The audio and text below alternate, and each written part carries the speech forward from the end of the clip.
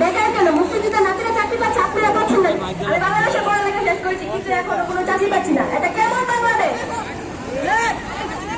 মুক্তিযুদ্ধ নাতিরা চাকরি পাচ্ছে, তাহলে অন্যরা পাচ্ছে না কেন? মুক্তিযুদ্ধের নাতি পুত্রে চাকরি পাবে না, তাহলে কি রাজাকারের বাচ্চারা চাকরি পাবে?